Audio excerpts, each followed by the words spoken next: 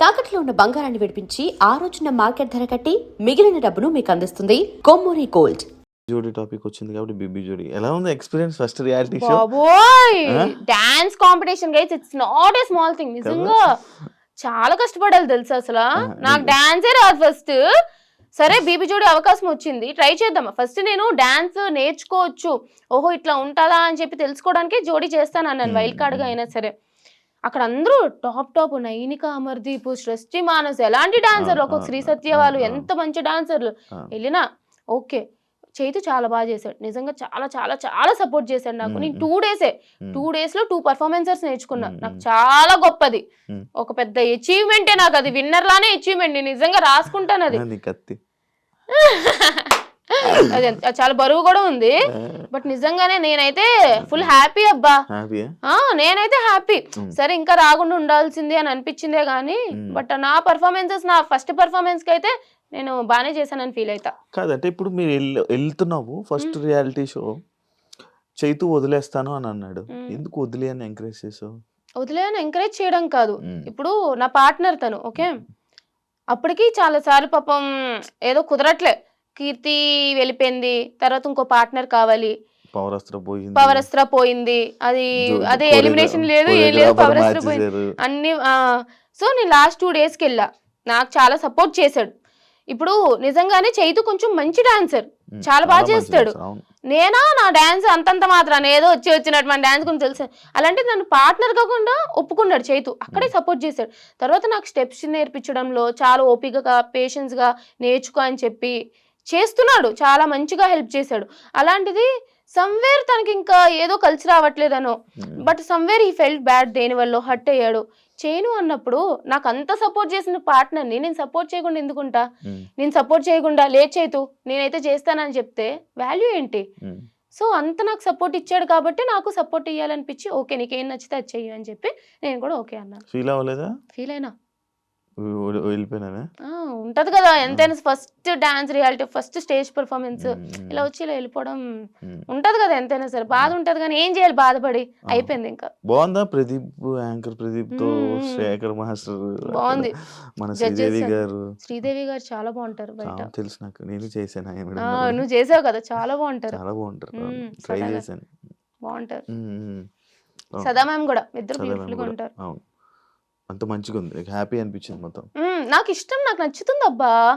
అంటే ఈ షోస్ కి వెళ్ళి ఇలా టైం స్పెండ్ చేయడం, ఈ ఫీల్డ్ నచ్చుతుంది. వ్యసనం, అందులోకి వస్తే మళ్ళీ బయటకు వెళ్ళడం చాలా కష్టం.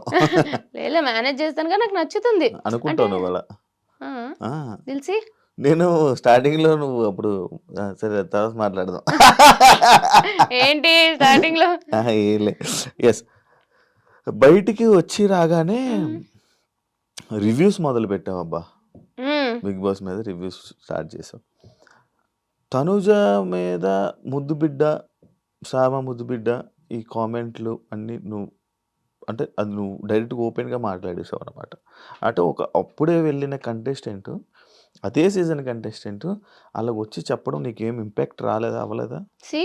అది ఎందుకు చెప్పావు అసలు అలా? ఫస్ట్ నాకు రివ్యూస్ చేయొచ్చు చేయకూడదు నాకు క్లారిటీ లేదు. కానీ ఏంటంటే అందులో నేను సీజన్ 8 కూడా నేను ఇన్స్టాగ్రామ్ లో అయితే రీల్స్ లో రివ్యూస్ ఇచ్చేదాన్ని. బిగ్ బాస్ అంటే ఇష్టం కాబట్టి నా ఇన్స్టాగ్రామ్ లో రివ్యూస్ ఇచ్చేదాన్ని. 5 weeks అయ్యింది వచ్చేసిన బయటికి, 6th 7th week ఇంకా అప్పుడు ఆ టైంలో ఇవ్వాలనిపించలే. బట్ నాకు చాలా మంది చెప్పారు, నా ఫ్రెండ్స్ చెప్పారు, ఏముంది నువ్వు దగ్గర నుంచి చూసావు కదా, రివ్యూస్ ఇచ్చుకో, నీ గ్రోత్ కూడా ఉంటుంది, డెవలప్ చేసుకో, నీ వల్ల ఇంకా బిగ్ బాస్ హౌస్ ఎట్లా ఉంది, ఎవరు ఎట్లా ఉన్నారో తెలుస్తుంది, చెయ్యి అంటే సరే చేసా. ఇప్పుడు తనుజ అక్క విషయంకి వస్తే, ముద్దు బిడ్డ అన్నాను అని అంటే తనుజ అక్క తప్పు అని నేను ఎప్పుడు అనలే, తనుజ అక్క తప్పు ఇట్లా అని. బట్ ఏంటంటే ఒక కాంపిటీటర్ గా నాకెక్కడో జెలస్ అనిపించింది అని అనుకుందాం. పోనీ జెలస్ అని అంటారు చాలా మంది, నిజంగానే ఇప్పుడు సంథింగ్ ఏదో ఒకటి, నేనున్నాను ఇక్కడ, నా కాంపిటీషనే పక్కన ఉంది, సో కొంచెం తనకి ఏదో ఒకటి అవకాశాలు వస్తున్నాయి, తన టాలెంట్ ప్రూవ్ చేసుకోవడానికంటే అరే నాకు రావట్లేదే అని అనిపిస్తుంది కదా. సో ఆ విషయంలో అరే నాకు రావట్లేదు, తనకు వచ్చింది అని ఉద్దేశంతో చెప్పా, అంతే తప్ప ఆమె తప్పు లేదు తనకు ఛాన్సెస్ రావడం, అలా చెప్పి నాది కూడా తప్పు కాదు. బట్ రివ్యూస్ లో నాకు ఇట్లా అనిపించింది అని చెప్పాను అంతే. అంటే ఇప్పుడు అండ్ ఇంకోటి, ఈ మీ సీజన్ లో ఈ కళ్యాణ్ తనుజ బాగుంది, జెన్యూన్ జెన్యూన్. లవ్ ఫ్రెండ్షిప్ ఏ అది ఫ్రెండ్షిప్, ప్యూర్ ఫ్రెండ్షిప్ గైస్. వాళ్ళిద్దరూ చాలా బాగున్నారు, మంచిగా ఉన్నారు. మీరు కొట్టుకోకండి. తనుజ కళ్యాణ్ ఇద్దరు కూడా చాలా చాలా చాలా బాగున్నారు. కాజా ఫ్యాన్స్ హ్యాపీగా ఉండండి. కాజా కాజా ఫ్యాన్సే కదా అంటారు కాదా? నాకు తెలియదు. కళ్యాణ్ తనుజ ఫ్యాన్స్ కాదా కళ్యాణ్ తనుజ కాజానా అనుకుంటా, నాకు తెలియదు, నేను అదే నువ్వు అనుకుంటున్నా. క్రియేట్ చేసావే నువ్వు తీసి ఏ కాదు కాదు, ఫ్యాన్స్ పేరే ఫ్యాన్ కాజానా పేజ్ అని విన్నాను నేను, తెలియదు. Okay okay okay I guess so. ఎలా ఉంది నీకు ఈ ఫ్యాన్ వార్స్ ఇవన్నీ బయట చూశాను కదా నేను, um. Bigg Boss 8, Bigg Boss 7. నీ మీద జరుగుతున్నప్పుడు చేసుకొని నేను వదిలేస్తాను. నేను కమెంట్స్ గురించి ఎక్కువ పట్టించుకోను అబ్బా. అరే నేను అసలు నెగిటివ్ కమెంట్లు పెట్టారు ఇది నేను నవ్వుకుంటాను. ఎప్పుడైనా ఒకసారి పోస్ట్ పెట్టాక మూడు వచ్చింది అనుకో, ఒక హాఫ్ అన్ అవర్ అయ్యాక అన్ని ఒకే ఒక పోస్ట్కి ఎప్పుడో ఒకసారి ఒక 30 సంవత్సరాలు 40 సంవత్సరాలు అన్నట్టు ఒక్కొక్క పోస్ట్ కమెంట్లకి రిప్లై ఇస్తారు, ఇది అని చెప్పి. అంతే తప్ప నేను పట్టించుకోను పెద్ద కమెంట్స్. మీ సీజన్ లో నీకు నచ్చని కంటెస్టెంట్ ఎవరు? నచ్చనియా? ఎవరు నచ్చకుండా లేరు, అందరూ ఇష్టమే. నచ్చకుండా ఎవరు ఉండరు.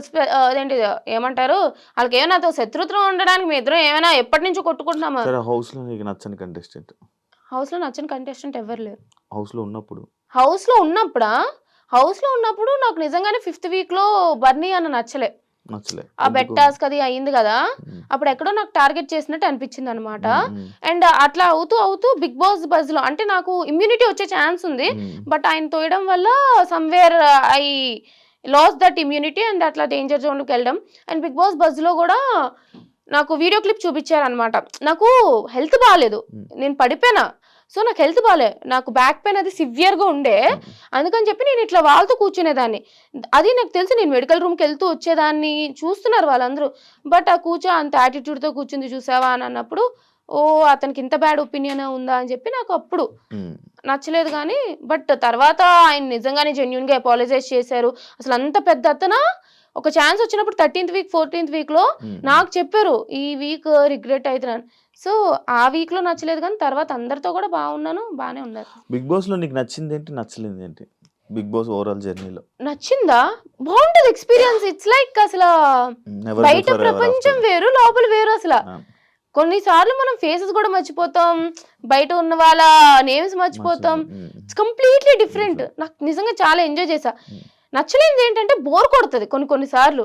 ఇప్పుడు టాస్క్లు చేసేటప్పుడు ఆ బ్లైండ్స్ కి వచ్చేసి పడుకోకూడదు, బయట వాళ్ళ గురించి మాట్లాడకూడదు. పోనీ ఇంట్రెస్టింగ్ ఏదైనా కొంచెం మాట్లాడదామంటే అన్ని కూడా మాట్లాడకూడదు. పోనీ ఏమైనా కొంచెం స్పైసీగా మాట్లాడదామంటే కెమెరాలు ఉంటాయి, ఏం మాట్లాడతాం. హౌస్ లో వాళ్ళ గురించి మాట్లాడితే మళ్ళీ అది ఒక పెద్ద కాంట్రవర్సీ టాపిక్ అవుతుంది. సో బోర్ కొట్టేది, నిద్రపోకూడదు. చాలా ఒక 2-3 గంటలు లోపలే కూర్చునే వాళ్ళం కదా, అది నచ్చేది కాదు. ఏం నేర్చుకున్నావు హౌస్ వల్ల, బిగ్ బాస్ వల్ల, ఈ జర్నీ వల్ల, ఈ అగ్ని పరీక్ష నుంచి నీ టోటల్ ఈ ఇండస్ట్రీ జర్నీలో ఏం నేర్చుకున్నావు, ఏం తెలుసుకుంటున్నావు? ఏం తెలుసుకోవడం అంటే, ఆడియన్స్ ఒపీనియన్ ఎప్పుడు వేరేగా ఉంటది మన మీద. అది నేను ఎప్పుడు తెలుసుకున్నా. బిగ్ బాస్ హౌస్ ఏంటంటే మనం ఆడియన్స్ ని మెప్పించాలి, అప్పుడే మనం విన్నర్ అవ్వగలం. బట్ నేనేంటంటే నాకు నచ్చినట్టే నేనున్నా ఎంతకైనా సరే, అది నాకు ఇప్పటికీ ఓకే. బట్ స్టిల్ సమ్వేర్ ఏంటంటే కొన్నిసార్లు మనం బ్యాక్ స్టెప్ వేయడం కూడా మంచిదే. అన్నిట్లో వెళ్ళిపోవాల్సిన లేదు. నీ వాయిస్ ఎక్కడ రేస్ చేస్తే అక్కడ మంచిది, ప్రతి దాంట్లో నీకు అక్కలేని వాటిలో వెళ్ళిపోకూడదు అన్న ఇది నేర్చుకున్నా. లైఫ్ లో లెసన్ అది. లైఫ్ లో లెసన్ అంటే నాకు చిన్నప్పటి నుంచి అందరూ చెప్తూనే వచ్చారు, నీకు అవసరం లేదు, ఎందుకు గెలక్కోకు, ఎందుకు నీకు అవసరమా అని చెప్పి. అయినా నా అంతలో నేనే ఉన్నా. బట్ ఏంటంటే వాళ్ళకి అక్కర్లేనప్పుడు నువ్వు అంత ఇంపార్టెన్స్ ఇవ్వక్కర్లేదు, నువ్వు వాళ్ళ గురించి మాట్లాడాల్సిన అవసరం లేదు, ప్రతిదీ నీకే అన్నట్టు. ఇన్స్టెంట్ బాగా డెవలప్ చేసుకోవడానికి ట్రై చేస్తున్నావు కదా, వీడియోస్ పెడుతున్నాను కానీ మళ్ళీ ఆపేసాను. ఎందుకు? ఏమో గ్యాప్ వచ్చింది నిజంగానే. ఏంటో బిజీగా ఉన్నా, ఏంటో గ్యాప్ వచ్చింది. డెవలప్ కన్ఫ్యూజన్ లో ఉన్నావా? ఏం కన్ఫ్యూజన్ లో ఉన్నావు? ఏం చేయాలో అర్థం కావట్లేదు. First dilemma, like it's like okay బాగుంది, ఇండస్ట్రీ బాగుంది, బట్ ఇండస్ట్రీలో ఫ్యూచర్ ఉంటుందో లేదో మనకు తెలియదు. సాఫ్ట్వేర్ ఫీల్డ్ వెళ్ళాలి, 6 months గ్యాప్ వచ్చింది. రెజ్యూమేలో 6 months గ్యాప్ అని ఉంటుంది. సో ఇప్పుడు కొంచెం మళ్ళీ నేను స్కిల్స్ డెవలప్ చేసుకోవాలి, అదొక దానికి టైం స్పెండ్ చేయాలి. ఇటు అటు ఒక పక్క ఇన్స్టాగ్రామ్ డెవలప్ చేసుకోవాలి, ప్రమోషన్స్ కావాలన్నా, బ్రాండెడ్ కంటెంట్ కావాలన్నా ఇన్స్టాగ్రామ్ డెవలప్ చేసుకోవాలి, దానికి టైం స్పెండ్ చేయాలి.